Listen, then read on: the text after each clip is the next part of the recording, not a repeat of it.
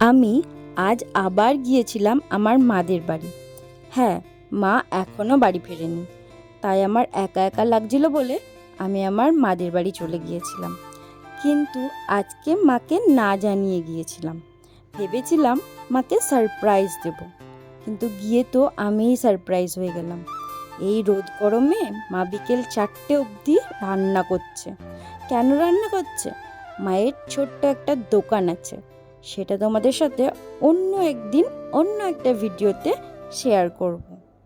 তো আজকে তোমাদের সাথে আমি যেটা শেয়ার করতে এসেছি, মানে আমার যে না বলা কথাগুলো শেয়ার করতে এসেছি, চলো সেটাই করি।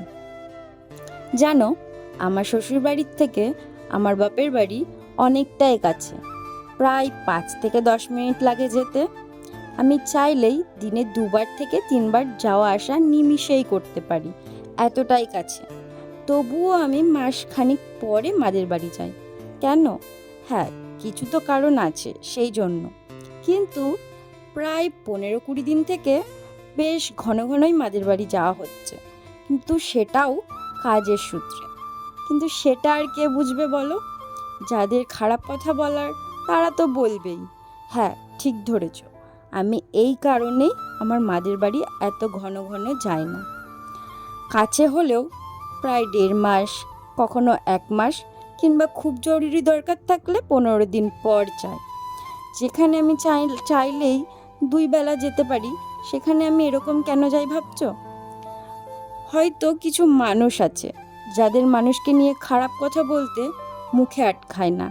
তারা ভাবেই না তাদের কথাতে কে কষ্ট পেল, কার খারাপ লাগলো, কার দুঃখ হলো। সেটাই, আমাদের ওখানে কিছু মানুষ আছে যারা পছন্দ করে না এরকম মায়ের বাড়ি আসা যাওয়া। আসলে তারাও হয়তো যায় না, সেই জন্য তারা পছন্দ করে না। মানুষকে নিয়ে প্রচুর সমালোচনা হয়, প্রচুর নিন্দা চর্চা হয়। আমি চাই না সেটা শিকার হতে। আমি চাই না যে আমাকে নিয়েও এটা হোক, কারণ আমি ছোট থেকে দেখে এসেছি এগুলো হয় আমাদের ওখানে। ছোট থেকে দেখে বড় হচ্ছি, তাই আমি জানি আমাদের পাড়াটা কেমন। সেই জন্যই আমি মাদের বাড়ি কম যাই। আমি চাই না পাড়ার মোড়ে দাঁড়িয়ে আমার নামে 4-5 জন মহিলা একসাথে দাঁড়িয়ে নিন্দা করুক। আমি চাই না আমার বরের নামে নিন্দা করুক। আমি চাই না আমাকে নিয়ে ছোট বড় কোনো কথা বলুক। আমি এইগুলো কিছুই চাই না। সেই জন্যই আমি আমার মাদের বাড়ি কম যাই।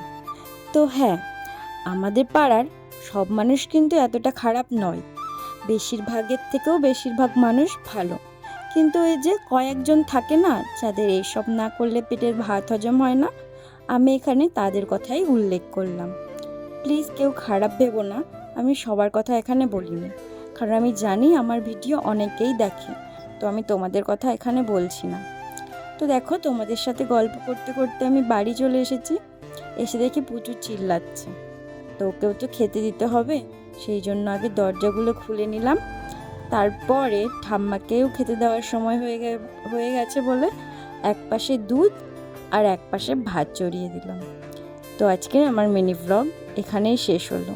তোমাদের সাথে অনেকগুলো কথা শেয়ার করে ফেললাম, বেশ ভালোই লাগলো।